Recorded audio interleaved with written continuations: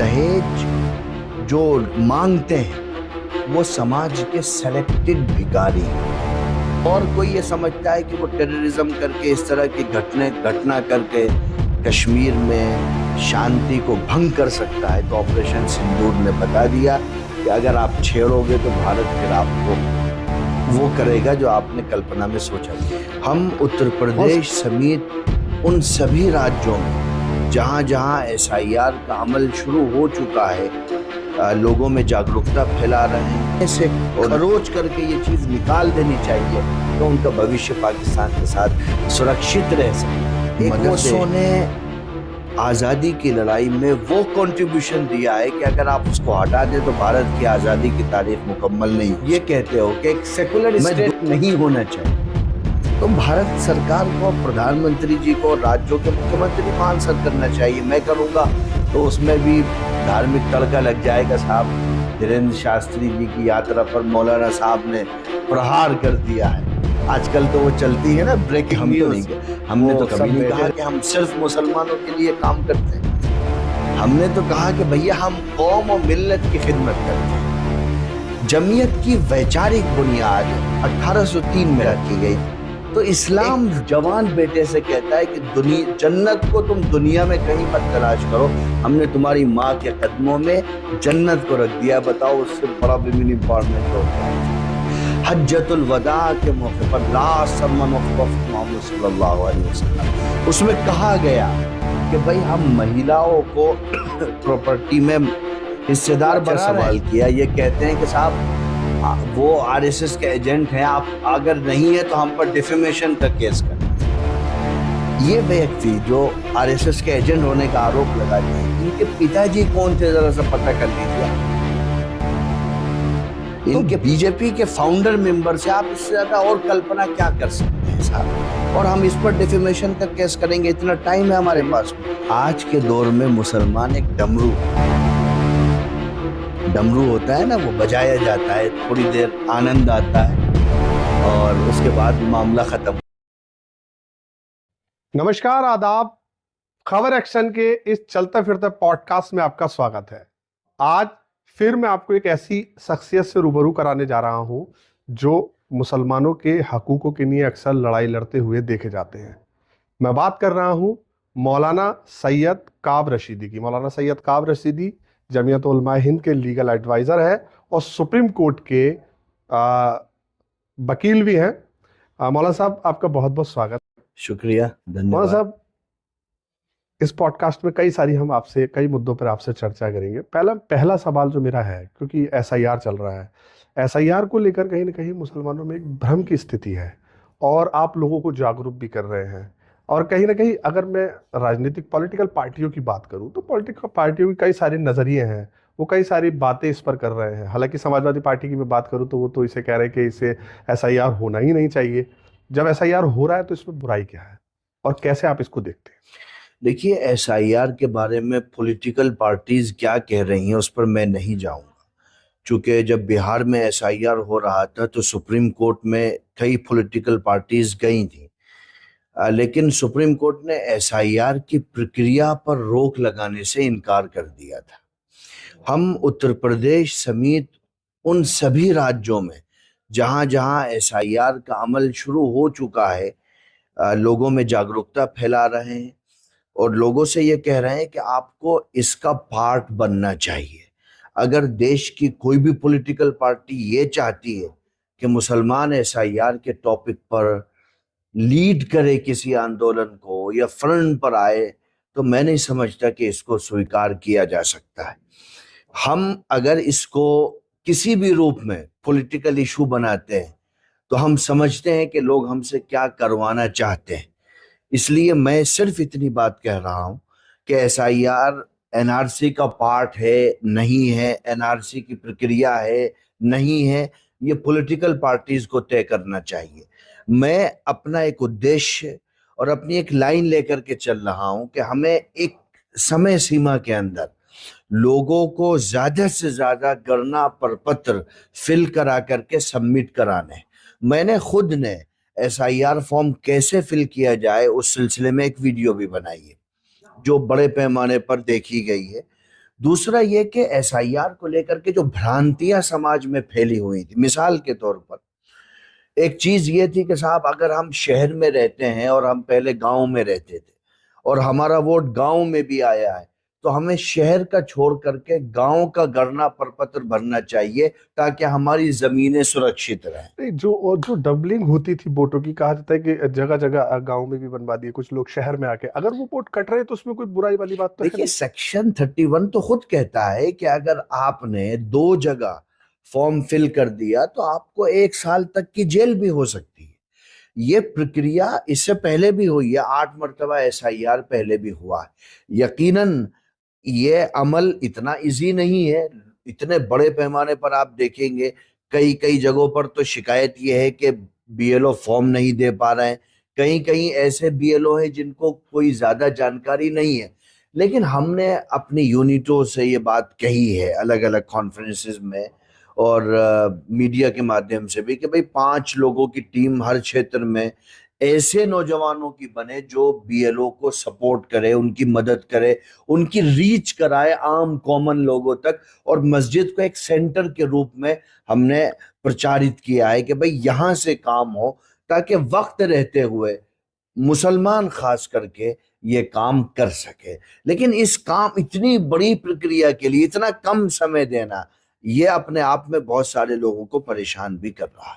वो सब जब बिहार में एसआईआर हुआ था तो कहीं ना कहीं आपने भी उसका विरोध किया था, और देखा जा रहा है कि जो पॉलिटिकल पार्टियां हैं वहां का जो चुनाव का परिणाम आया, तो वो पूरा जो जो मना जा रहा है वो ये कहा जा रहा है कि साहब वो एसआईआर हुआ, वहां पर जो वोट कटे उसकी वजह से वहां के देखिए उस सिलसिले में जो भी पॉलिटिकल पार्टी के क्वेश्चंस हैं उसको इलेक्शन कमीशन को आंसर करना चाहिए। ये उनकी नैतिक संवैधानिक उनका दायित्व है कि अगर इलेक्शन की प्रक्रिया को लेकर के और विश्वसनीयता को लेकर के अगर कुछ सवालात हो रहे हैं। देखिए इलेक्शन माध्यम है जनमत के प्रदर्शन का, अगर उसी में कुछ सवालात होंगे और इसी उसका संतोषजनक आंसर नहीं कर पाएगा तो बताइए देश में लोकतंत्र की बुनियादें कैसे मजबूत रह सकती हैं। मेरा तो एक सवाल है जो मैंने पहले भी कहा था, भाई आप एसआईआर कराओ, लेकिन आप क्या कहते हो कि हम घुसपैठियों को भारत का नागरिक और भारत का वोटर नहीं बनने देंगे। देश का कोई भी नागरिक ये नहीं कहेगा कि आप किसी बांग्लादेशी को भारत में वोट डलवा दो, कोई आदमी नहीं। सरकार की बात तो ठीक है कि हाँ घुसपैठिया जो है वो तो बाहर ही जाना चाहिए। सवाल बिल्कुल मैं भी तो वही कह रहा हूं ना। तो ये अगर घुसपैठिए देश के अंदर हैं और पिछले 11 साल से कोई पॉलिटिकल पार्टी सत्ता में है तो पहले तो ये तय करना चाहिए कि भाई आपने 11 साल में किया क्या है। सिक्योरिटी की पावर्स तो आपके पास में है ना। और बिहार में कितने % घुसपैठिए ऐसे थे लिस्ट में से जिनको आपने बाहर किया, उसका डेटा पब्लिक में दे देना चाहिए ताकि जो आप बोल रहे हो उसके प्रति जनता के मन में जो सवालात हैं वो दूर होने चाहिए। और ये तो हम भी कह रहे हैं भाई क्यों कोई दूसरा आदमी भारत में वोट डालेगा और क्यों कोई दूसरे देश का नागरिक भारत में रहेगा। मैं रिलीजन से ऊपर उठ करके बात कर रहा हूं भाई। हर देश की एक सीमाएं होती हैं, उनके रूल्स रेगुलेशन होते हैं, उनका अपना एक स्टेटस होता है, उनकी अपनी एक डेमोग्राफी होती है। हम तो अलाउ नहीं करेंगे कोई दूसरा देश का। लेकिन सवाल है कि अगर कोई आ रहा है तो कैसे आ रहा है, कितना % आ रहा है।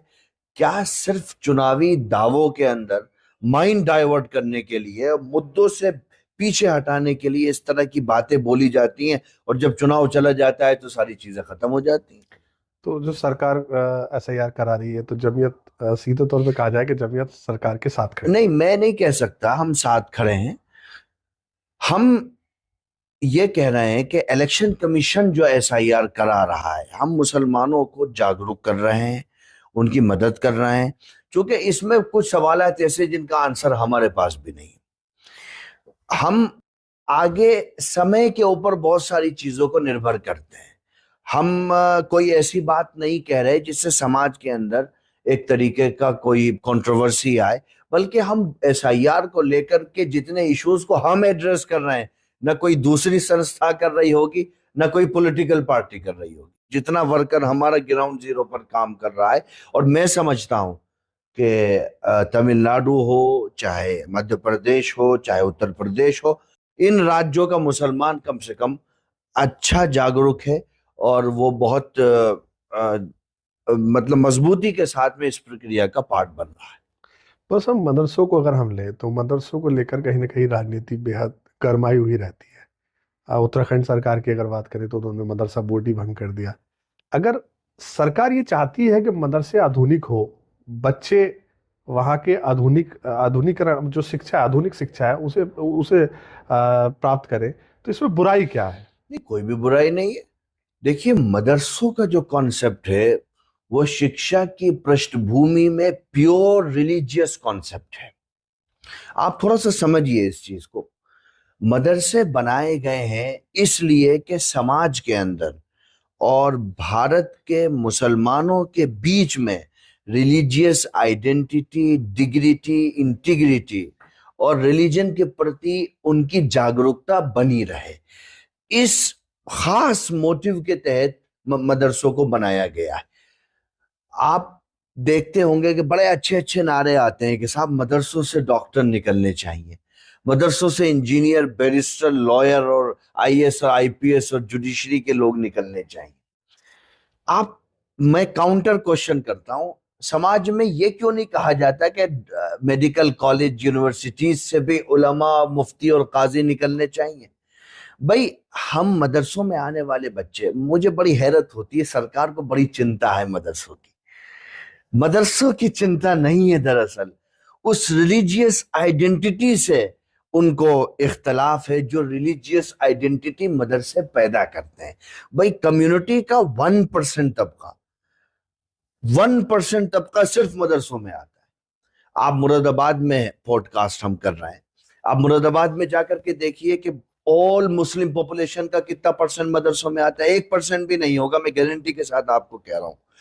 वो 1% तबका 100% मुसलमानों की रिलीजियस ड्यूटीज को अदा करता है, मस्जिदों को आबाद करता है, अजान देता है, निकाह पढ़ाता है, फतवे बताता है, बच्चे के कान में अजान देता है, कुर्बानी करता है, मसाइल बताता है, हलाल और हराम का इम्तियाज कराता है। यानी मुसलमानों को जागरूक रखता है धार्मिक तौर पर, और 100% कम्युनिटी उससे फायदा उठाती है रिलीजन के रास्ते में। ये प्रॉब्लम है असल। भाई, हम ये कह रहे हैं स्पष्ट बिल्कुल, हमने मदरसे ना डॉक्टर बनाने के लिए बनाए भैया, इसके लिए तो 100% college, universities, degree college, law college, medical college बने हुए तो है ना। आप वहां डॉक्टर बनिए ना जाकर के। हम तो 1% कम्युनिटी को ला रहे हैं। अगर आप इतने शुभ चिंतक हो मुसलमानों के, तो 99% मुस्लिम के एजुकेशन के लिए आप क्या कर रहे हो बताइए? आपने कितनी यूनिवर्सिटियां बनाई मुसलमानों की? कितने कमीशन ने यह कहा है कि मुसलमान शिक्षा के क्षेत्र में बिल्कुल लास्ट द्वार पर खड़ा हुआ है? कितने कॉलेजेस बनाए गवर्नमेंट ने? कितने स्कूल बनाए मुख्य धारा में मुसलमानों को जोड़ने के लिए? हमको पता है आपकी परेशानी क्या है, और हम भली भांति परेशानी समझते हैं, और आपकी ये परेशानी हम रखेंगे, उसका समाधान नहीं करेंगे। क्योंकि साहब, हम मदरसे में स्टूडेंट को लाते ही इसलिए है कि हम उससे रिलीजियस काम में। आप अपने दिमाग के किसी भी कोने में अगर ये चीज हो, मैं बहुत मॉडर्न दौर का आदमी हूं, मैं खुद मॉडर्न एजुकेशन लिया हुआ हूं, मैं आपसे पूरे कमिटमेंट के साथ में कहता हूं कि जो दारुल देवबंद के फाउंडर थे, जो जमीयत उलमा हिंद के फाउंडर थे, जो शेखुल हिंद और मौलाना मदनी थे, हम उनके विचारों पर समझौता नहीं कर सकते। दुनिया मुझे एक्सट्रीमिस्ट कहती है, स्वीकार है। दुनिया मुझे कट्टरपंथी कहती है, स्वीकार है। दुनिया मुझे ये कहती है कि मैं लोगों को मूर्ख बना रहा हूं, मुझे स्वीकार है। लेकिन मैं आपको मदरसों की आत्मा पर आक्रमण करने नहीं दूंगा। मौलाना साहब, एक सवाल ये उठता है कि जो मदरसे हैं, सरकार ये तो नहीं कह रही कि मदरसे बंद कर देंगे या बिल्कुल बंद कर देंगे। जो प्रक्रिया है, अवैध रूप से जो मदरसे संचालित नहीं, कर रहे हैं, अवैध की डेफिनेशन क्या है, परिभाषा कई क्या है? जनपदों में सरकार ने नहीं, बंद किए हैं। नहीं, वही तो मैं समझना चाह रहा हूँ ना। पहले आपने कहा मॉडर्न एजुकेशन, हम मॉडर्न एजुकेशन के खिलाफ नहीं। मदरसों में आधुनिक शिक्षा है, दी जा रही है। भाई, मैं मदरसे से निकलने वाला आदमी, लखनऊ यूनिवर्सिटी से लॉ करके मैं प्रैक्टिस कर रहा हूं। मुझ जैसे कितने यंगीज ऐसे हैं जो मदरसों से निकले हुए हैं। मेरा एक दोस्त है, वो पीएचडी कर रहा है। एक दोस्त है मेरा, उसको दुनिया के 5 यूनिवर्सिटीज ने लेटर भेजा हुआ है आने के लिए, वो यही का फारिग है। तो इसलिए आधुनिकता के खिलाफ नहीं है, लेकिन हम उतना आधुनिकता को ओढ़ लें कि हम अपने मूल सिद्धांतों से दूर हो जाएं, ये नहीं कर सकते साहब। अगर हम भी चले गए तो देश में अगले 50 साल के बाद मस्जिदों में अजान देने वाला और मस्जिदों में नमाज पढ़ाने वाला नहीं मिलेगा। हम समझते हैं इनकी प्रॉब्लम क्या है। और आप ये कहते हैं अवैध, भाई वैध अवैध की आपकी डेफिनेशन क्या है? क्या सरकार से मान्यता न लेना आप इसको अवैध मदरसा मानते हैं? क्या संविधान में आर्टिकल 25 के बाद आर्टिकल 30 को नहीं लाया गया जिसमें यह जो कहा प्रक्रिया गया? सरकार ने रखी नहीं, है उसे प्रक्रिया मानने से संविधान क्या से ऊपर नहीं दिक्कत है है? ना साहब। आप ओथ लेते हो भारत के संविधान की। आज का दिन तो बहुत, आज का दिन तो संविधान से जुड़ा हुआ है। आप ओथ लेते हो, उसमें जब आर्टिकल 30 में कहा गया कि कोई भी माइनॉरिटी लैंग्वेज के आधार पर या रिलीजन के आधार पर अपने एजुकेशनल इंस्टीट्यूट न सिर्फ बना सकती है बल्कि चला भी सकती है। जब मुझको राइट दिया हुआ है संविधान ने, तो भाई आप कौन होते हो ये बाध्य करने के लिए कि हम आपसे रिकॉग्निशन लें, हम आपसे मान्यता लें, ताकि आप आसाम में जिस तरह आपने मदरसों को बुलडोज कर दिया ये कह करके कि सरकारी पैसों पर हम कुरान नहीं पढ़ा सकते, उत्तर प्रदेश में भी हम यही करवाएंगे।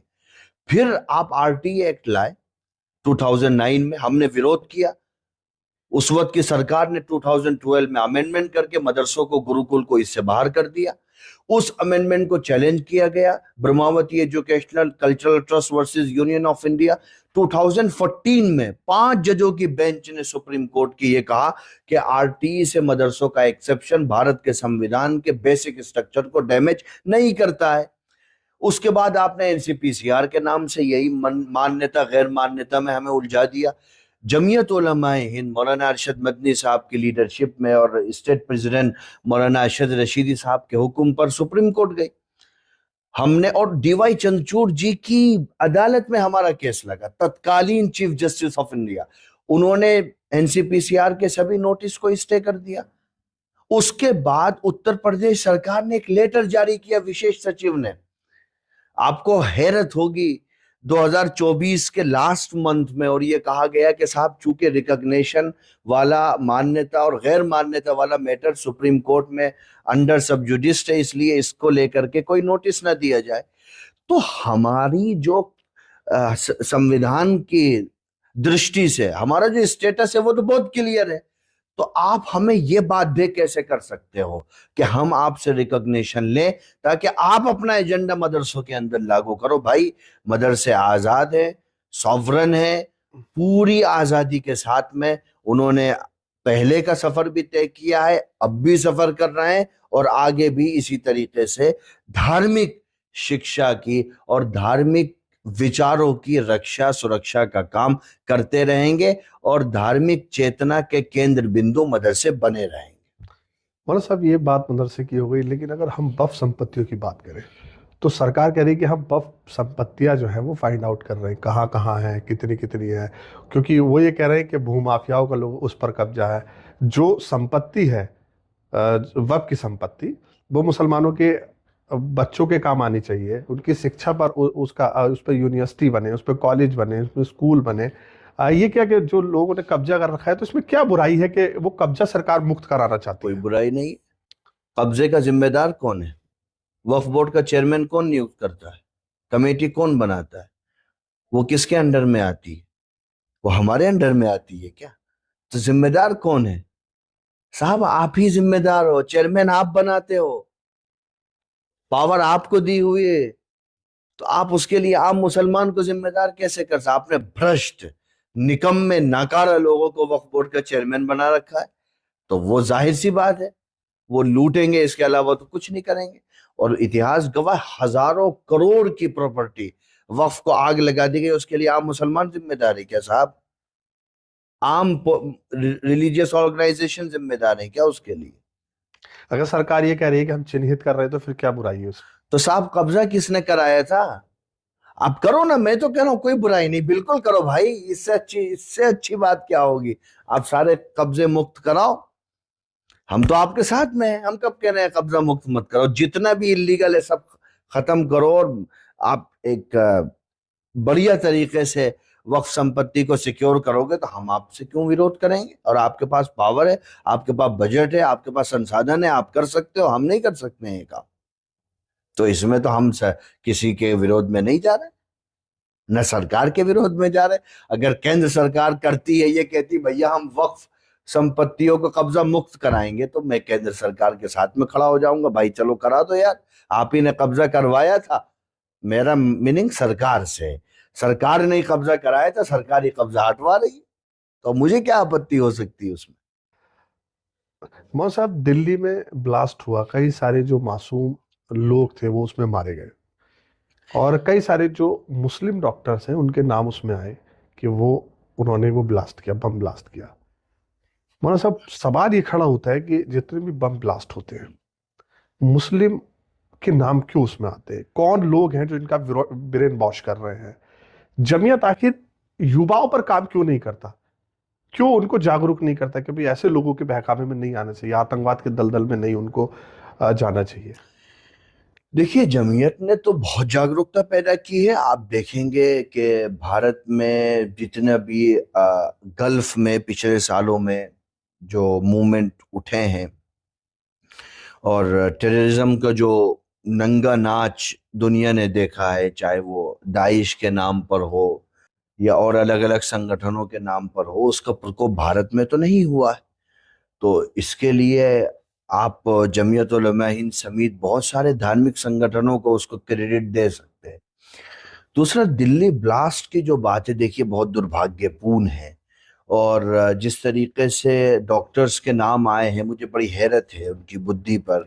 और फिर उसको जस्टिफाई अगर कोई वीडियो बना करके करता है, तो आप उसको मानसिक रोगी और मेंटली डिस्टर्ब ही कह सकते हैं कि आप आम नागरिकों को बॉम्ब ब्लास्ट करके 12-15 लोगों को आप मार देते हो, कितने लोग सीरियस इंजर्ड हो जाते हैं। देश के अंदर आम मुसलमान, आम व्यापारी मुस्लिम, आम व्यापारी मुसाफिर, उसके सामने एक आप प्रश्न चिन्ह लगा देते हो, उसके लिए जीवन यापन की चीजें बहुत मुश्किल हो जाती हैं पूरी कम्युनिटी को। और फिर हमारे यहाँ तो माशाल्लाह मीडिया ट्रायल है, वो रिलीजन का तड़का लगा करके सुबह शाम साहब धर्म का के इस तरीके का मोटिवेशन होता है कि समाज के अंदर नफरत को और बढ़ाया जाए। देखिए, मैं समझता हूं कि दिल्ली बॉम्ब ब्लास्ट ये ऐसी चीज है जिसके बारे में लोगों को सोचना चाहिए। और जम्मू कश्मीर के तत्कालीन मुख्यमंत्री, यानी मौजूदा मुख्यमंत्री और पूर्व मुख्यमंत्री, दोनों ने, उमर अब्दुल्ला ने भी और महबूबा मुफ्ती साहिबा ने भी बड़े अच्छे स्टेटमेंट किए हैं कि अगर आप इस घटना में शरीक 2-4 कश्मीरियों की वजह से पूरी कश्मीरियत को बदनाम नहीं कर सकते हो। और महबूबा मुफ्ती ने यह कहा कि अगर हमारे पढ़े लिखे जवान इस तरह की घटना में शरीक हैं, तो कश्मीरियों को बैठ करके सोचना चाहिए कि आखिर इसका इसका इसकी वजह क्या हो सकती है। देखिए, कश्मीर भारत का अभिन्न अंग है, भारत का अभिन्न अंग था और भारत का अभिन्न अंग रहेगा। दुनिया की कोई ताकत भारत को, भारत से कश्मीर को अलग नहीं कर सकती। दूसरी बात, पाक अधिकृत कश्मीर के बारे में भारत की संसद का मत है कि वो भी भारत का अभिन्न अंग है। वहां के संसाधनों पर, वहां की जमीन से पैदा होने वाले अनाज पर, वहां के आबशारों पर और नहरों पर और बूंद बूंद पानी पर भारत के नागरिकों का ही स्वामित्व है, भारत के नागरिकों का ही मालिकाना हक है। मुझे कहने में कोई संकोच नहीं है। कश्मीर के जो भी 2-4-5 जवान हैं या इस तरह के जो लोग हैं, उनको अपने दिमाग के कोने से खरोच करके ये चीज निकाल देनी चाहिए कि उनका भविष्य पाकिस्तान के साथ सुरक्षित रह सकता है। एक वो देश जो मुरीद के में 1500 लोगों को मार देता है नाइट के अंदर, जो खैबर पख्तूनख्वा में और दीगर राज्यों में लोगों को कुचल रहा है, जो मुहाजिरीन कहलाते हैं, जो भारत से गए थे, वो राज्य जो आत्मसमर्पण कर चुका है अमेरिका के सामने और आईएमएफ की किस्तों पर सरवाइव करने का नाकाम प्रयास कर रहा है, वो कश्मीर को कैसे बेहतर कर सकता है? ये लोगों को सोचना चाहिए। भारत में आपके लिए अपार संभावनाएं, आप आइए। और कोई ये समझता है कि वो टेररिज्म करके इस तरह की घटना करके कश्मीर में शांति को भंग कर सकता है, तो ऑपरेशन सिंदूर ने बता दिया कि अगर आप छेड़ोगे तो भारत फिर आपको वो करेगा जो आपने कल्पना में सोचा भी नहीं होगा। बहुत सब मदरसे में पढ़ने वाले नौजवानों पर इल्जाम लगता है कि उनके अंदर देशभक्ति नहीं होती, और अक्सर देखा जाता होगा, चाहे राष्ट्रगान की बात हो, राष्ट्रगीत की बात हो, चाहे और देखा जाता है कि 15 अगस्त 26 जनवरी पे भी तमाम आरोप लगते हैं। कितनी सच्चाई है देखिए, इसमें? देशभक्ति के तस्वुर को मदरसों से अलग करके पूरा किया ही नहीं जा सकता है। भारत के अंदर मदरसों ने आजादी की लड़ाई में वो कंट्रीब्यूशन दिया है कि अगर आप उसको हटा दें तो भारत की आजादी की तारीख मुकम्मल नहीं हो सकती। मैं 2-3 घटनाएं बताता हूं आपको। सिल्क मूवमेंट है, बड़ी चर्चा होती है साहब। प्रधानमंत्री जाते हैं तो अफगानिस्तान में सिल्क मूवमेंट का चर्चा करते हैं। हमारे national security adviser Constitution Club में सिल्क मूवमेंट का चर्चा करते हैं। अफगानिस्तान के विदेश मंत्री भारत आते हैं, सिल्क मूवमेंट का चर्चा करते हैं। सिल्क मूवमेंट किसने किया था साहब? मौलाना महमूद हसन देवबंदी, जो दारुल देवबंद के टीचर थे। उसके बाद 1857 में जितनी भी लड़ाइयाँ हुई हैं, हमारा शहर हो, रामपुर हो, बरेली हो, शाहजहांपुर हो, देवबंद, शामली हो, इसमें कंट्रीब्यूशन किसका था? माल्टा तक मौलाना हुसैन अहमद मदनी और उनके उस्ताद मौलाना शेखुल हिंद मौलाना महमूद हसन देवबंदी गए। वो कहाँ से पढ़े हुए थे? कॉन्स्टिट्यूएंट असेंबली के मेंबर मौलाना हिफ्जुर रहमान साहब मुजाहिद मिल्लत थे, जमीयत उलमा हिंद के 4th जनरल सेक्रेटरी थे। वो कहाँ के पढ़े हुए थे? भाई साहब, दिल्ली से लेकर के पेशावर तक कोई दरख्त ऐसा नहीं था। ये ब्रिटिशर्स ने तारीख लिखी है जिसकी शाख पर किसी आलिम की गर्दन न लटकी हुई हो। मौलाना अबुल कलाम आजाद, अपने जीवन का हर तीसरा चौथा दिन उसने जेल में गुजारा, यातनाएं बर्दाश्त की, भारत को आईआईटी दिया, यूनिवर्सिटी ग्रांट कमीशन दिया। मौलाना मदनी ने 2 नेशन थ्योरी को रिजेक्ट किया, अखंड भारत की परिकल्पना की। मौलाना देवबंदी ने सिल्क मूवमेंट चलाया। मौलाना मोहम्मद मियाँ हो गए। ये मदरसा शाही में जहां पर आप बैठे हो, इसका कितना बड़ा कंट्रीब्यूशन है आजादी के लिए। 6 महीने के लिए बंद कर दिया गया था, सारे टीचर स्टूडेंट जेल में चले गए थे। इतनी लंबी हिस्ट्री मैं बोल दूंगा, सुबह हो जाएगी। आप मदरसों से कहते हो कि वो देशभक्त नहीं है। इस देश में देशभक्ति की शमा जलाने वाले अगर कोई हैं तो वो मदारिस इस्लामिया है।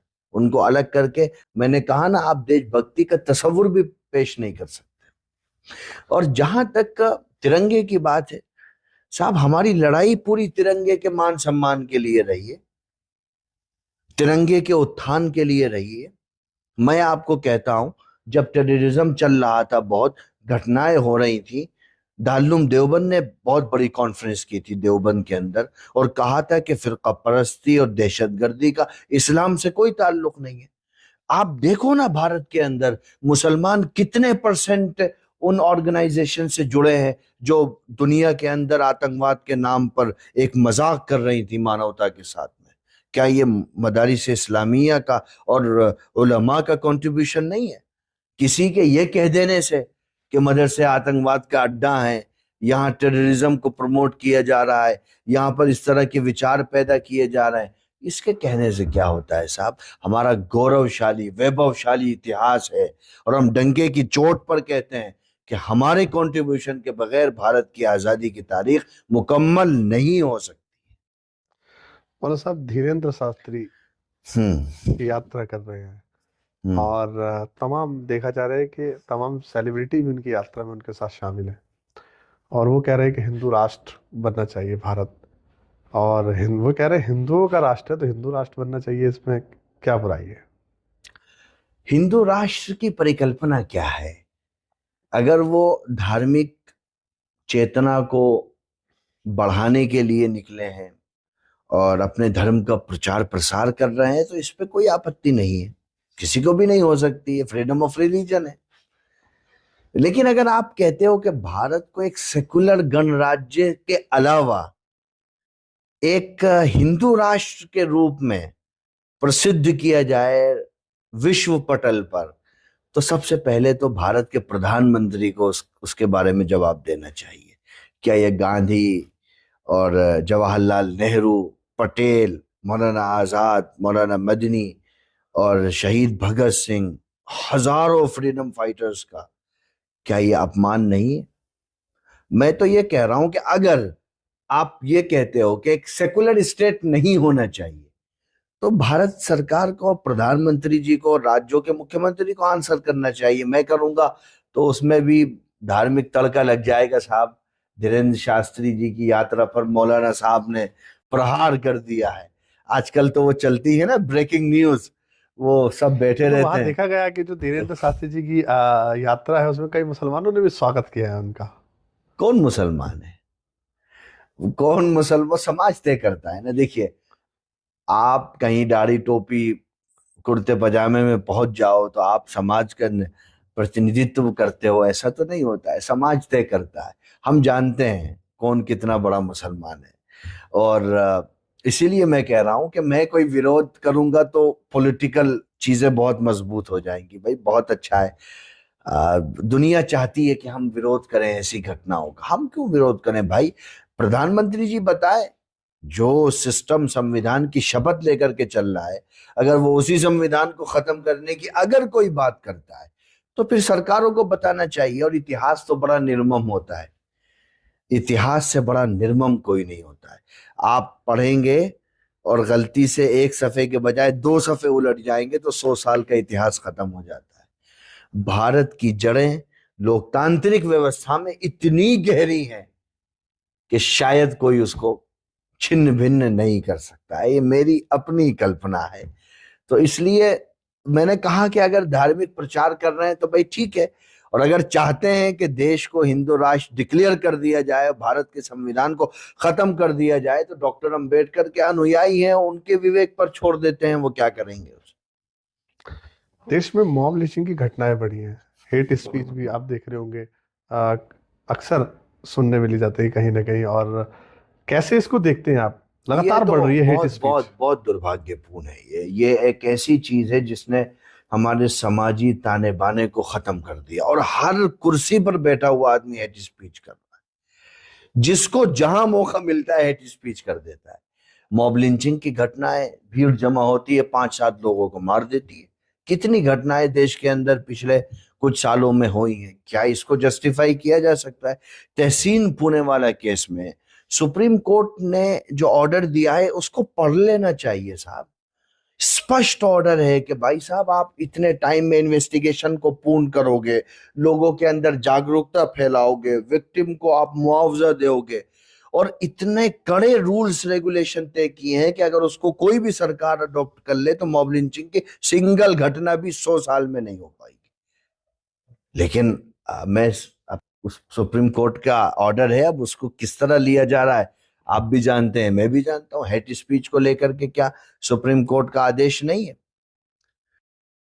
ये तक कहा गया कि अगर हेट स्पीच हो और कोई एफआईआर ना करे तो स्वयं सिक्योरिटी एजेंसीज का और वो फोर्सेस जिनके ऊपर जिम्मेदारी है कि वो अमन और शांति को बरकरार रखें, उनको सो मोटो नोटिस उसमें लेना चाहिए, स्वतः संज्ञान लेना चाहिए। लेकिन आप देखते हैं हेट स्पीच, और हमारे ऊपर अगर कोई हेट स्पीच करता है तो वो तो हेट स्पीच होती ही नहीं है। जब मौलाना साहब कहीं ना कहीं जमीयत पे आरोप लगता है कि जमीयत मुसलमानों के लिए ही काम करती है, हाँ। जबकि आप सेकुलरिज्म की बात करते हैं। नहीं, हम तो नहीं, हमने तो कभी नहीं कहा कि हम सिर्फ मुसलमानों के लिए काम करते हैं। हमने तो कहा कि भैया हम कौम और मिल्लत की खिदमत करते हैं। जमीयत की वैचारिक बुनियाद 1803 में रखी गई थी। एक ऑर्गेनाइजेशन और संस्था के तौर पर 1919 में जमीयत उलमा हिंद वजूद में आई है। लेकिन विचारों की जो बुनियाद थी वो तो 1803 से है। भाई देश को आजाद कराने में जमीयत उलमा हिंद तो सबसे ऊपर पहले पायदान पे रही है। तो उस आजादी का लाभ सिर्फ मुसलमानों को तो नहीं मिला। मुसलमानों को कितना परसेंट मिला है वो आप भी जानते हैं। और आजादी के बाद भी आप 2-3 घटनाएं मैं आपको बता देता हूं कि 2012 या 13 में बहुत बड़ा प्राकृतिक आपदा आई थी उत्तराखंड में। उस वक्त जमीयत ने प्रधानमंत्री राहत कोष में एक अच्छी रकम डाली थी। उसके अलावा कहीं भी जलजला आता है, सैलाब आता है, जमीयत मकान बनाती है, सबके लिए बनाती है। असम के अंदर हमने लाखों नॉन मुस्लिम लोगों की सिटीजनशिप की रक्षा की है मौलाना अरशद मदनी साहब ने। आजाद भारत में कभी नहीं हुआ होगा, लाखों नॉन मुस्लिम की सिटीजनशिप और उनकी भारतीयता की रक्षा एक दाढ़ी टोपी वाले शुद्ध धार्मिक नेता मौलाना अरशद मदनी साहब ने की। अभी आपने देखा होगा हाथरस में भगदड़ मची थी, कितने लोग उसमें डेथ भी कर गए थे, घायल भी हो गए थे। तो जमीयत उलमा उत्तर प्रदेश ने अपनी टीमों को कहा था, आर्थिक भी मदद की थी, वैसे भी मदद की थी। और आपने पूछा इसलिए बता रहा हूं, जोशी मठ में जब प्रकृति के साथ छेड़छाड़ की गई थी, घरों में प्रॉब्लम हो गई थी, हमने उसका विरोध किया था। और हमने कहा था कि जोशी मठ जो है वो सिर्फ पर्यटक स्थल ही नहीं है, बल्कि देश की एक बड़ी आबादी के लिए धार्मिक उनकी चेष्टा जो है, उनके विचार जो हैं और उनकी शांति का एक मरकज भी है। वो लोग वहां जाते हैं, इबादत करते हैं, अपनी धार्मिक नजरियात को लेकर के जाते हैं। तो उसको लेकर के भी हमने उनकी लड़ाई में भी जितना योगदान हो सकता है दिया था। उसके अलावा मद्रास के अंदर, केरला के अंदर, पंजाब के अंदर, अभी अभी जम्मू में जो भूस्खलन वगैरह हुआ है, इसमें जमीयत उलमा हिंद सबके लिए मकान बनाती है, सबके लिए घर बनाती है। इसलिए आप टैग हम पर नहीं लगा सकते कि हम सिर्फ मुसलमानों का काम कर। बुलडोजर में हमने कितने नॉन मुस्लिम को भी फायदा हुआ है उससे, और कितनों की वीडियो भी आपको सोशल मीडिया पे मिल जाएगी जिन्होंने हमारे प्रेसिडेंट साहब को शुक्रिया बोला है, थैंक बोला है। मौलाना साहब, कहीं ना कहीं जो अगर मैं बात करूं मुसलमानों की, हम्म। तो मुसलमानों में ये भी कहा जाता है कि आपस में इत्तेफाक नहीं है। बरेली देवबंद का विरोध करते हैं या और भी फिरके जो देवबंद का विरोध करते हैं, इसको कैसे देखते हैं आप? हाँ ठीक है, इत्तेफाक का बहुत सी जगहों पर नहीं है, और इत्तेफाक तो होना चाहिए, लेकिन मैं समझता हूँ कि जो ऐसे इश्यूज हैं जिन पर कम्युनिटी को एक होना चाहिए, मिली कौमी मसाइल जो हैं उस पर मुसलमान पिछले कुछ सालों में बिल्कुल एक प्लेटफॉर्म पर है। अब उसके अंदर कोई ऐसी चीजें नहीं, बकिया छुटपुट घटना, इतना बड़ा देश है, होता रहता है, लेकिन इख्तलाफ और इंतशार नहीं होना चाहिए। हम इसके पक्षधर हैं और हम इस तरह की दीवारों को मुनहदिम करने में समाज के अंदर जागरूकता भी पैदा कर रहे हैं।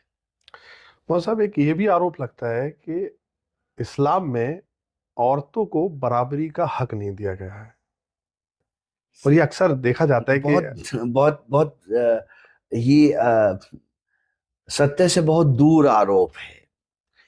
इस्लाम एक ऐसा मजहब है जिसने उस वक्त जब प्रॉफिट मोहम्मद सल्लल्लाहु अलैहि वसल्लम ने ये ऐलान किया कि भाई मैं अल्लाह की तरफ से मैसेंजर ऑफ गॉड हूँ और मैं तुमको लोगों को ये कहता हूँ कि आप लोग सही रास्ते पर आओ, उस वक्त की हिस्टोरिकल पृष्ठभूमि में अगर आप जाएंगे, जिन्होंने इतिहास लिखा, वो कहते हैं कि एक बच्ची को जिंदा दफन कर दिया जाता था, चूंकि औरत को सिंबल बांध लिया गया था नाकामी का, नफरत का, बदहाली का। उस दौर में प्रॉफिट मोहम्मद सल्लल्लाहु अलैहि वसल्लम फरमाते हैं कि भाई तुम अपनी 2 या 3 बच्चियों की परवरिश करके उनको उनके घरों तक पहुंचा दो, तो हम जमानत देते हैं कि तुम्हें जन्नत में जगह हर हाल में मिलेगी। एक उसके बाद वो बच्ची जब किसी की बीवी बनती है तो शौहर को इस्लाम कहता है भाई देखो, इसके हुकूक अदा करो, इसके साथ मोहब्बत करो,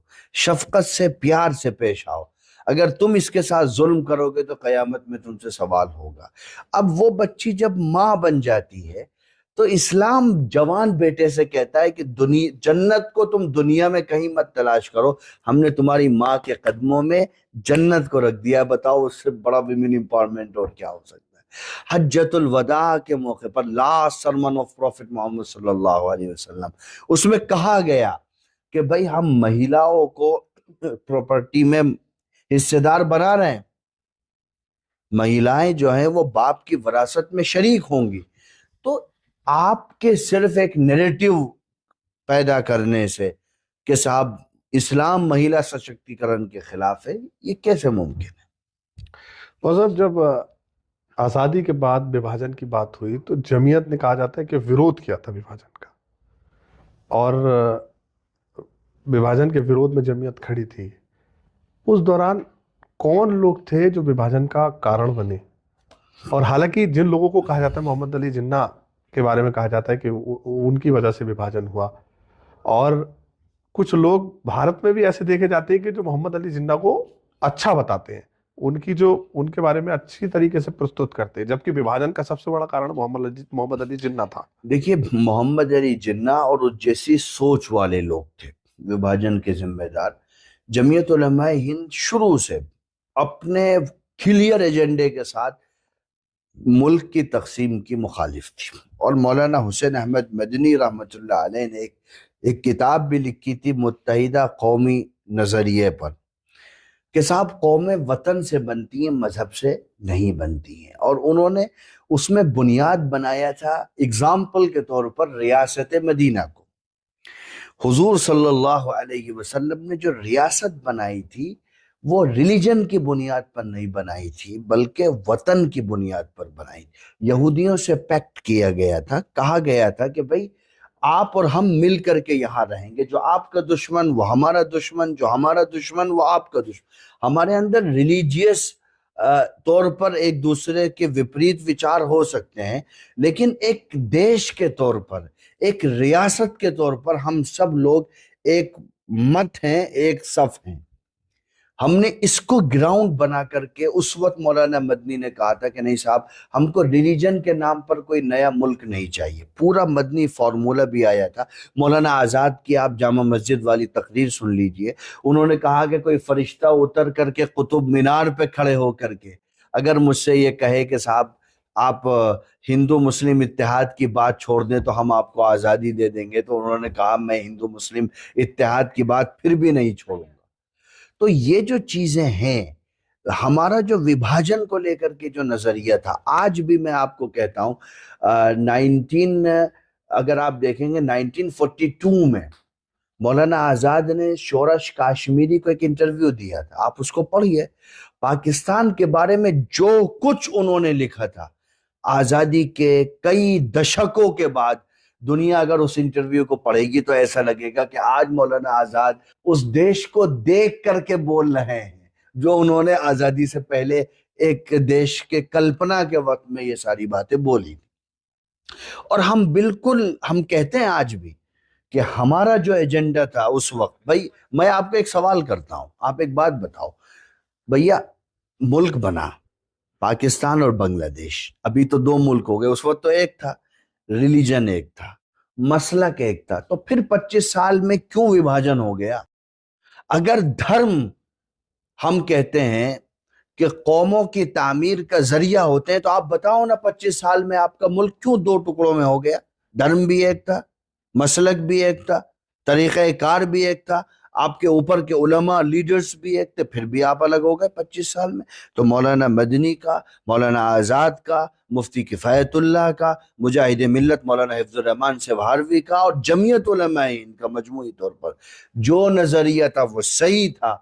और हम आज भी कहते हैं कि अगर भारत तकसीम न होता तो भारत में मुसलमानों की दुर्दशा ऐसी ना होती। मुझे कहने में कोई संकोच नहीं है। और मैं हिमालय पहाड़ की तरह उस आइडियोलॉजी की बुनियादों से आज उतना मजबूत जुड़ा हुआ हूं कि शायद 47 में जो लोग थे वो इतने मजबूत नहीं होंगे, क्योंकि मैंने अपनी आंखों से वो सारी चीजें देख ली हैं जो मेरे लीडर, हमारे बड़े कई दशकों पहले बोल करके चले गए, 47 में, उससे पहले या उसके बाद। इसलिए हम यकीनन विभाजन के विरोध में हैं, थे और रहेंगे। मौलाना साहब, एक पत्रकार हैं वसीम अकरम त्यागी, जो महमूद पराचा हैं, लॉयर हैं, अपने आप को सुप्रीम कोर्ट का वकील बताते हैं, वो इस वीडियो में ये कह रहे हैं कि जो अरशद मदनी और महमूद मदनी है वो आरएसएस के एजेंट है। ठीक है, क्या क्या क्या कैसे देखते हैं आप? क्योंकि आरोप लगते रहते हैं इस तरह के आरोप। अच्छा साहब, ये आपने अच्छा सवाल किया। ये कहते हैं कि साहब वो आरएसएस के एजेंट हैं, आप अगर नहीं है तो हम पर डिफेमेशन का केस करें। ये व्यक्ति जो आरएसएस के एजेंट होने का आरोप लगाते हैं, इनके पिताजी कौन थे जरा सा पता कर लीजिए। इनके पिताजी भारतीय जनता पार्टी के फाउंडर मेंबर थे। तो बीजेपी के फाउंडर मेंबर से आप इससे ज्यादा और कल्पना क्या कर सकते हैं साहब। और हम इस पर डिफेमेशन का केस करेंगे, इतना टाइम है हमारे पास में। हम असम के अंदर 70 लाख, मौलाना अरशद मदनी साहब असम के अंदर 70 लाख मुसलमानों की नागरिकता के लिए लड़ रहे हैं और उनको वहां जीत मिली है सुप्रीम कोर्ट में। बुलडोजर केस में मौलाना अरशद मदनी नजर आते हैं। आपका ये जो 1991 का एक्ट है जिसको लेकर के सर्वे हो रहे थे जगह जगह पर, प्लेसेस ऑफ वर्शिप एक्ट, उसको लेकर के सुप्रीम कोर्ट में मौलाना अरशद मदनी साहब नजर आते हैं। हल्द्वानी में 56 मुसलमानों को जेल से बाहर निकाला, उनका केस लड़ा, सुप्रीम कोर्ट के लॉयर्स के जरिए से लड़ा, उसमें मौलाना अरशद मदनी साहब नजर आते हैं।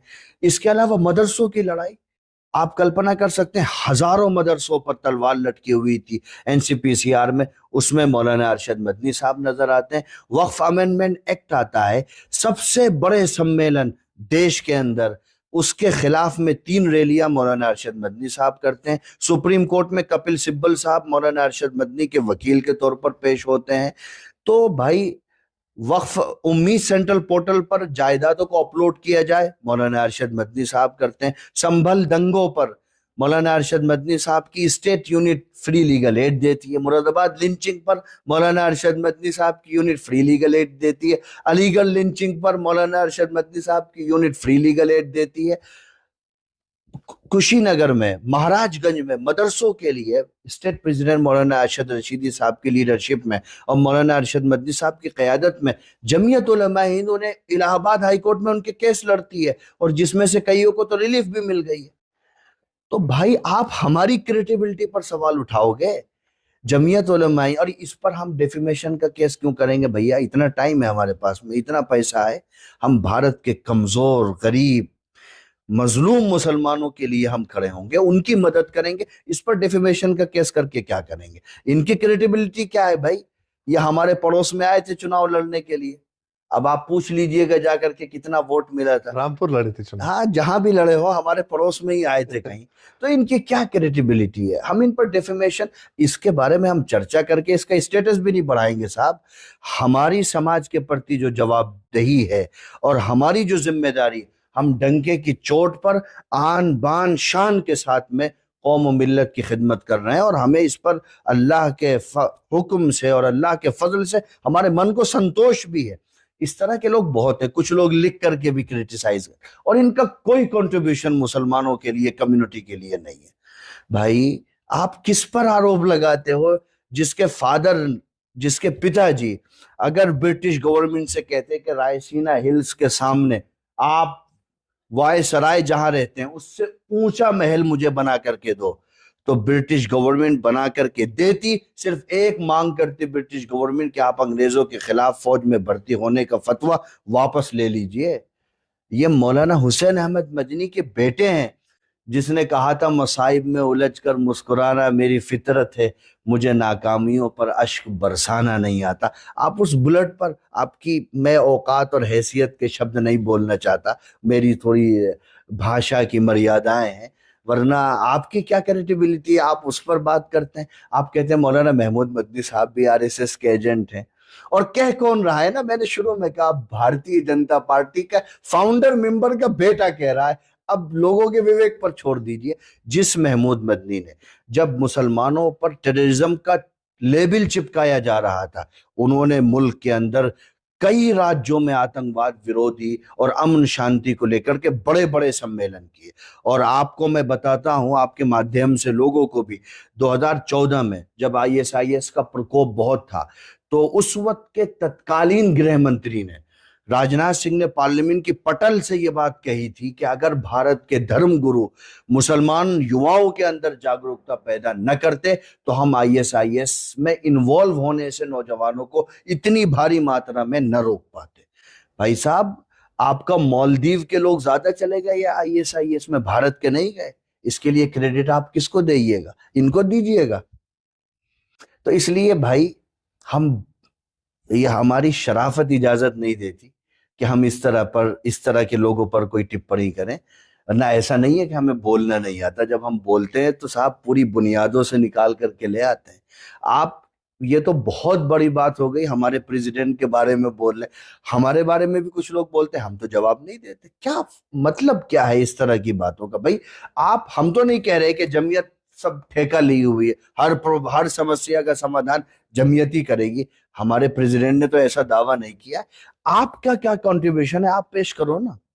आप 4x4 के कमरे में बैठ करके भाषण करने से, 2-4 मजमून लिखने से आप कम्युनिटी का भला तो नहीं कर सकते। तो ठीक है, इस पर हम इसकी ये तमन्ना कभी पूरी नहीं होगी। और ये कह रहे के पास सबूत है, तो भाई लाओ ना सबूत। तुम्हारे पास सबूत है तो करो ना। तुम एक रैली करो, देख लेते कितने लोग हैं तुम्हारे साथ में। छोड़िए, खैर। और सब राजनीति पर आ जाते हैं थोड़ा सा। मुसलमानों को लेकर राजनीति बहुत गर्म रहती है। अगर क्षेत्रीय पार्टियों की मैं बात करूं, उत्तर प्रदेश में समाजवादी पार्टी, बिहार में आरजेडी और कांग्रेस, तमाम पार्टी ये कहती है कि मुसलमानों का जो भविष्य है वो हमारे साथ सुरक्षित है। भारतीय जनता पार्टी भी ये कहती है कि सबका साथ, सबका विकास और सबका विश्वास। आखिर क्या वजह है कि भारतीय जनता पार्टी से मुसलमान नहीं जुड़ रहा? और क्या भारतीय राजनीति में जो मुसलमानों की जगह है, कि मुसलमानों को ज्यादा इन्वॉल्व होना चाहिए राजनीति में? देखिए, ये नहीं लगता आपको कि राजनीति से सर, हटके शिक्षा की तरफ ध्यान देना चाहिए? आज के दौर में मुसलमान एक डमरू है। डमरू होता है ना, वो बजाया जाता है, थोड़ी देर आनंद आता है और उसके बाद मामला खत्म हो जाता है। अभी चुनाव आएगा, भाषण होंगे कि साहब हम धर्म के नाम पर आरक्षण नहीं देंगे। भैया, धर्म के नाम पर आरक्षण मांगा किसने है? मैंने पहले भी पूछा था। मैं पढ़ा लिखा आदमी हूं, मैं खुद जानता हूं कि आप धर्म के नाम पर आरक्षण देने का प्रावधान संविधान में नहीं है। बैकवर्डनेस के आधार पर आरक्षण मिलता है। कर्नाटका की सरकार ने उसी आधार पर दिया था, आंध्र में भी दिया गया, केरला और साउथ इंडिया के कुछ राज्यों में। लेकिन नहीं, प्रचार होगा कि साहब हम धर्म के नाम पर आरक्षण नहीं देंगे। तो धर्म के नाम पर आरक्षण हम भी कहते हैं, हमने मांगा ही नहीं। उसके बाद साहब, मुसलमान किसी पॉलिटिकल पार्टी का बना हुआ मजदूर तो है नहीं जो हमारे एजेंडे पर चलेगा, हमारे मसाइल को हल करेगा। वहाँ सब बैरिस्टर साहब तो कह रहे हैं कि हमारे झंडे के नीचे आ जाइए। सभी मुसलमानों को वो दावत दे रहे हैं कि हमारे साथ आइए, अपनी एक पार्टी बनाइए। नहीं तो कह सकते हैं, ओवैसी साहब भी एक पॉलिटिकल पार्टी के लीडर है, प्रेसिडेंट है, तो वो कह सकते हैं, उसमें किसी को क्या आपत्ति। आदमी अपनी बात तो कह सकता है ना। मैंने एक बात कही है कि मुसलमान इस देश में किसी भी पॉलिटिकल पार्टी का बना हुआ मजदूर नहीं होना चाहिए। तो उसमें और मेरी बात में, ओवैसी साहब की बात में कोई टकराव तो है नहीं शायद। तो ओवैसी साहब को तो दूसरी पार्टी कह रहे हैं कि भारतीय जनता पार्टी की बी टीम है। उनके पास प्रूफ होगा, मेरे पास ऐसा कोई प्रूफ नहीं है। मैं क्यों उनको बी टीम कहूं? ना मैंने उनको बीजेपी के साथ मिलते हुए देखा है, ना मैंने अपनी आंखों से कोई ऐसी चीज देखी है। देखिए, आप पॉलिटिकल पार्टी हैं, वो उनकी आप नीति और नियत का विरोध कर सकते हैं, उनकी विचारधारा का, उनकी कार्यशैली का। कोई करना चाहे कर सकता है, लेकिन मुझे नहीं लगता कि मेरे पास कोई ऐसा प्रूफ है कि मैं ये कह दूं ऑन कैमरा कि हाँ भाई वो बीजेपी की बी टीम है। कोई कहता है तो उसके पास होगा, कम से कम मेरे पास तो नहीं। तो राजनीति में युवाओं को आगे आना चाहिए आपके? हाँ, बिल्कुल आना चाहिए भाई। युवा ही तो देश का भविष्य है। भारत के अंदर 35 प्लस जो लोग हैं, 35% एज के जो लोग हैं, ये परसेंटेज है। लगभग 65% लोग जो हैं वो अंडर 35 हैं, और लगभग 40% लोग जो हैं वो अंडर 25 हैं। तो भारत तो युवाओं का देश है, तो आना चाहिए बिल्कुल। तो मैं ये मानूं कि मौलाना काब रशीदी भी राजनीति में नहीं साहब, नहीं, हम आपके बारे में चर्चा होती है, जब भी चुनाव होता है आपका नाम आगे आ जाता है कि मौलाना काब रशीदी जो है वो इलेक्शन लड़ेंगे। ठीक है, चर्चा होती है, होती रहे, हमें भी मालूम होता रहता है। लेकिन हाल फिलहाल में हमारा काम कम्युनिटी के लिए, समाज के लिए, समाज के उत्थान के लिए, अपनी ऑर्गेनाइजेशन के साथ जुड़ के करने का है, हम वो कर रहे हैं। नहीं, अगर मौलाना काब रशीदी को मौका मिलता है किसी पॉलिटिकल, साहब आएंगे तो सबसे पहले आपको बता देंगे। आपके माध्यम से करेंगे। जब आएंगे तो बता करके आएंगे। मैं कोई दरवाजा तो बंद कर नहीं रहा हूं कि आप लोग बाद में कहेंगे यार तुमने मना कर दिया था, आप क्यों आ गए। आएंगे तो पहले आपको बता दूंगा, तब आएंगे। वैसा मेरा आखिरी सवाल आपसे ये है, युवाओं को लेकर आखिरी सवाल है।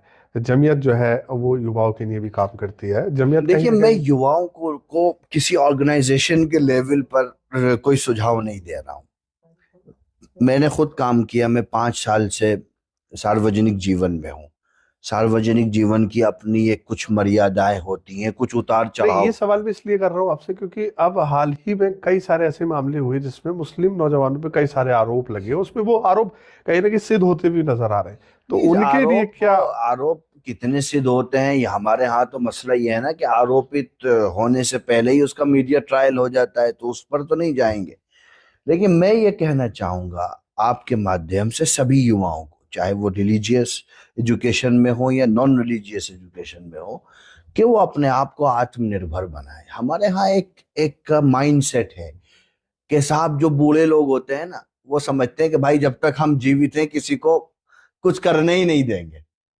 एक माइंड सेट होता है, हालांकि ये इस्लाम की बेसिक शिक्षा के खिलाफ है।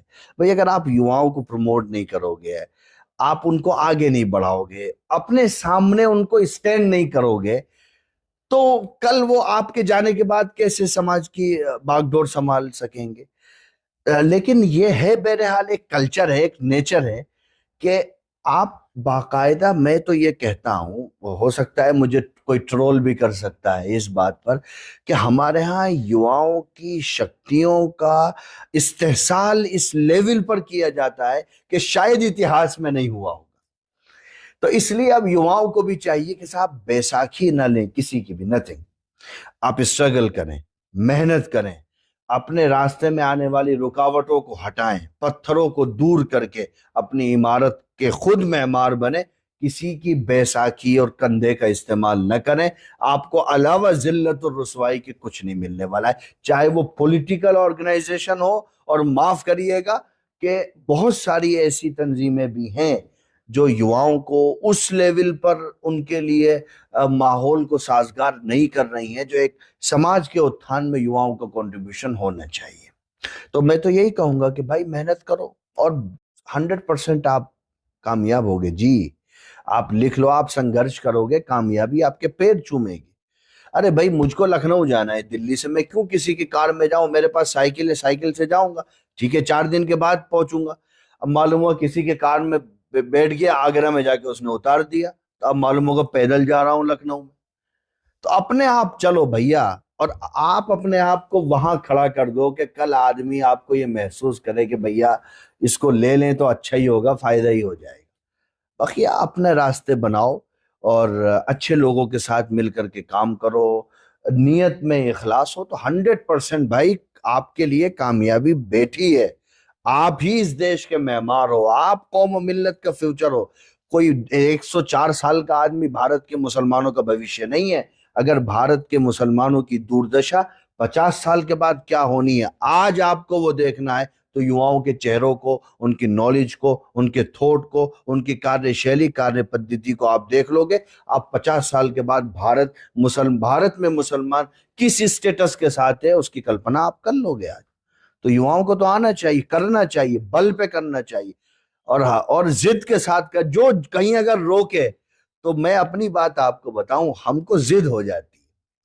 आपने अगर मुझे रोका कि साहब ये काम नहीं करना है, या आपने मुझे रोक लिया, तो मैं उस काम को करता हूं, हर हाल में करता हूं। आपकी रणनीति अच्छी होनी चाहिए, बस बड़ों से आप दुआएं लेते रहो और आप दिशा पर, मार्ग पर चलो। 100% आप कामयाब होगे। बैसाखियों के सहारे बिल्कुल मत चलो, अपने आप चलो। थोड़ा टाइम लगेगा, थोड़ा सा टाइम लगेगा ऊपर आने में, लेकिन आ जाओगे तो कोई इग्नोर नहीं कर पाए। ये मेरे अपने विचार थे, मैंने कहा ना, हो सकता है मुझे कोई ट्रोल कर देगा, लेकिन चलिए अब पॉडकास्ट है तो बोल सकते हैं, बोल दिया मैंने। मौलाना साहब, एक सवाल मेरा ये है कि आजकल देखा जाता है कि मुस्लिम फैमिली में डिस्प्यूट बहुत होते हैं, और देखिए, और कहीं ना कहीं वह 3 तलाक तक भी मामला आ जाता है, और सरकार इस 3 तलाक को लेकर भी गंभीर है। कई सारे गंभीर क्या है, सरकार तो पार्लियामेंट में उसका काम कर चुकी है। 3 तलाक को तो कोई भी अच्छा नहीं मानता है, इस्लाम भी कहाँ अच्छा मानता है। अरे हम तो तलाक को ही अच्छा नहीं मानते। फरमाया गया, अबगदुल मुबाहात इंदल्लाहि अत्तलाक, हलाल चीजों में सबसे ज्यादा नापसंद चीज अल्लाह मियाँ को अगर कोई है तो तलाक है। डबल ट्रिपल की तो बात ही खत्म हो गई। तो चूंकि हम लोग शरई अदालतें भी चलाते हैं अलग अलग जगहों पर, इमारत शरिया के तहत है, मेरे फादर उसके यूपी के प्रेसिडेंट है, अमीर है। तो ये केसेस बहुत आते हैं। देखिए, एक औरत के साथ हमारे मुआशरे में बड़ा अन्याय है, और आप मेरी बात नोट करिएगा कि एक महिला के साथ में इस बुनियाद पर जुल्म करना, उसको क्रिटिसाइज करना कि वो तो अब अपने शोहर के यहाँ से, अपने बाप के पास से आ गई है, भाई को छोड़ करके, अपना घर छोड़ करके मेरे पास आ गई है, मेरे अलावा तो उसका कोई ऑप्शन नहीं है, ये दुनिया का सबसे बड़ा जुल्म है। और ये जुल्म जब तक समाज में रहेगा, आप लिख करके रख लीजिए, खुशहाली नहीं आएगी, भुखमरी, कारोबार में तरक्की ना होना, समाज में ताने बाने को खराब होना, ये होता रहेगा अगर हम विमेन को इस बुनियाद पर टारगेट करेंगे कि भैया उसके पास तो अब कोई ऑप्शन ही नहीं है, अब हमारे पास नहीं रहेगी तो कहाँ रहेगी। टारगेट करने की एक वजह दहेज भी कहीं ना कहीं यस, मैं उसी पर आ रहा वो था। दहेज का एकदम एक लेवल भी बढ़ गया है, देखा जा इस्लाम रहा है। दहेज जो मांगते हैं वो समाज के सेलेक्टेड भिखारी हैं। एक चौराहे पर आदमी जो खड़ा है ना, वो उतना बड़ा भिखारी नहीं है जितना ये पूरे फर्रे देते हैं। लेटर मुरादाबाद में तो आपने देखा है ना साहब, चाची भी है, फुफीरी माँ भी है, और खालाजाद बहन भी है, उसके लिए इतने बुंदे चाहिए, इतने जोड़े चाहिए। वो बेचारा गरीब आदमी जिसने अपने, स्कॉर्पियो एन और फॉर्च्यूनर से हाँ बात ही नहीं हो फॉर्च्यूनर, रही है। बताइए आप, वो बंदा अपनी बेटी को पाल पोस के बढ़ा करके अपने लखते जिगर को आपको दे रहा है।